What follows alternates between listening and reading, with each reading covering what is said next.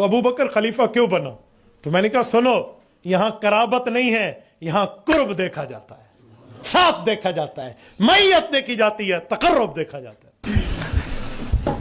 اگر خلافت کی بنیاد رشتہ داری تھی کہ جس کی قریب ترین رشتہ داری ہو وہ رسول اللہ کے بعد خلیفہ ہے، تو کیا میں بات پوچھ سکتا ہوں کہ قریبی رشتہ داری تو حضرت فاطمہ الزہرا کی تھی، پھر خلافت انہیں ملتی، اور ان کے بعد حضور پاک کے چچا بنتے ہیں، پھر حضرت عباس کو خلافت ملتی، پھر بعد میں جا کے دامادوں میں حضرت عثمان آ سکتے ہیں، حضرت علی آ سکتے ہیں، کیونکہ حضرت عثمان دور داماد ہے، حضرت علی المرتضی کار داماد ہے۔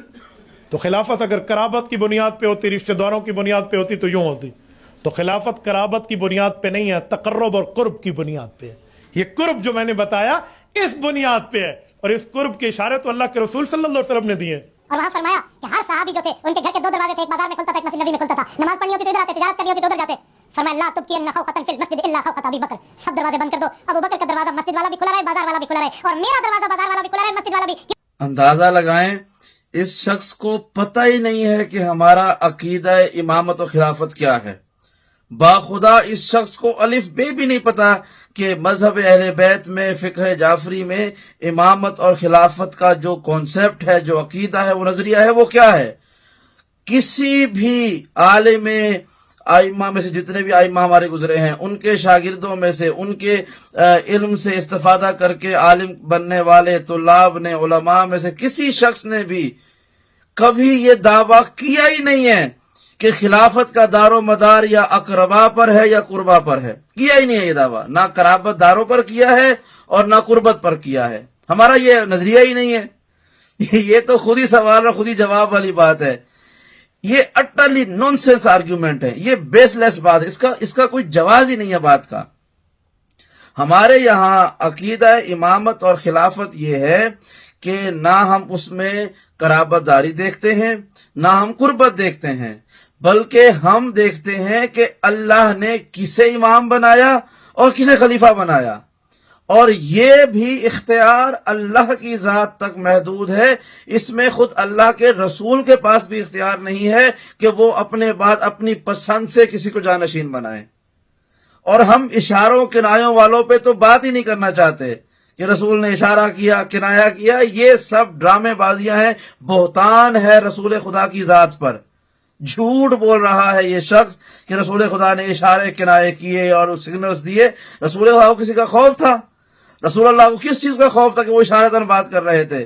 ہم تو اسے امام مانتے ہیں جس کو اللہ کے رسول نے کھلے میدان میں ہزاروں صحابہ کے سامنے چہرہ دکھا کر، ہاتھ بلند کر کے کہا تھا کہ من کنت مولا ہو فہذا علی مولا۔ ہم رسول خدا کے اشاروں کنایوں سے وہ خلافت کو کسی کے ساتھ جوڑتے نہیں ہیں۔ اللہ کا رسول اعلان کرتا ہے قرآن کی آیت کے نزول کے بعد کہ بسم اللہ الرحمن الرحیم، یا ایھا الرسول بلغ ما انزل الیک من ربک فإن لم تفعل فما بلغت رسالتہ واللہ یعصمک من الناس، کہ اے رسول پہنچاؤ اس کو کہ جو آپ کے رب نے آپ کو حکم دیا ہے پہنچانے کا۔ یعنی اللہ براہ راست کھلے لفظوں میں کہہ رہا ہے، کوئی اشارہ نہیں کر رہا کہ اے رسول پہنچاؤ۔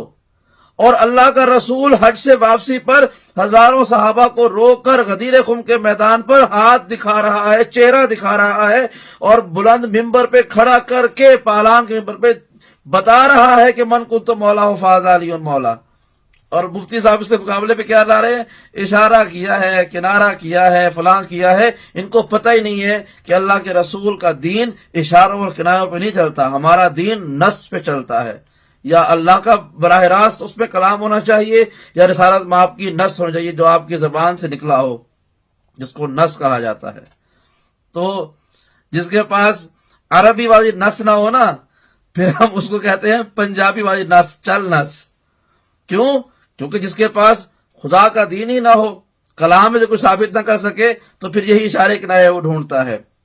جہاں تک بات ہے اقربا کی، تو ہمارے یہاں اس کو یہ بھی نہیں پتا نہیں کتنا بڑے مفتی صاحب بنے ہوئے ہیں، ان کو یہی نہیں پتا کہ پروردگار کا ایک نظام ہے کہ وہ اپنے الہی عہدوں میں جس میں قیادت ہوتی ہے، امتی قیادت، اس میں وہ عورت کو وہ عہدہ نہیں دیتا ہے۔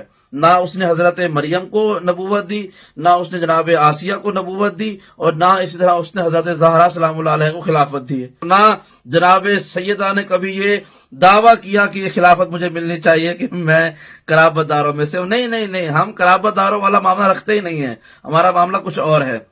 اور اگر قرب کی بات جو یہ بتا رہے ہیں کہ قرب ہونا چاہیے، تو قرب کے فیصلے ہیں جو کتنا تقرب ہونا چاہیے، تو آپ کے تقرب کے لیے میں بیان کر دوں، آپ کی جو سب سے معتبر کتاب ہے صحیح بخاری، اس کی حدیث ہے، حضرت ابو بکر نے فرمایا کہ اللہ کے رسول کا جس کو قرب چاہیے تو وہ اس قرب کا راستہ اہل بیت سے تلاش کرے، یعنی محمد مصطفیٰ کا قرب چاہیے تو اس کا راستہ اہل بیت ہے۔ حضرت ابو بکر خود اعتراف کر رہے ہیں کہ اگر قرب نبی چاہیے تو اس کا راستہ محمد و اہل بیت محمد ہے، یعنی اہل بیت محمد کے ذریعے صحابہ کرام کو تلقین کر رہے ہیں قرب حاصل کرو۔ تو جو بندہ خود اہل بیت کے ذریعے قرب حاصل کر رہا ہو، آپ اس کے تقرب کا مقابلہ کریں گے؟ بھائی دیکھیں، یہ صرف عوام الناس کو دھوکہ دینے کے لیے، اپنے مجمع خوش کرنے کے لیے یہ باتیں ہوتی ہیں، ورنہ اگر اپنی کتابیں پڑھیں، قرآن خدا پڑھیں، تو آپ کو معلوم ہو جائے گا کہ اس طرح کے مفتی صاحبان جو ہیں ان کی کیا حیثیت ہے اسلام میں۔ یہ صرف دھوکہ دینے کے لیے آپ کے سامنے علم کا لبادہ پہن کے آتے ہیں، ورنہ ان کی اصل میں ان کا کوئی سٹیک نہیں ہے، اسلام میں کوئی کردار نہیں ہے سوائے فتنے کے اور جھوٹ کے اور باتوں کی غلط تشریح کر کے۔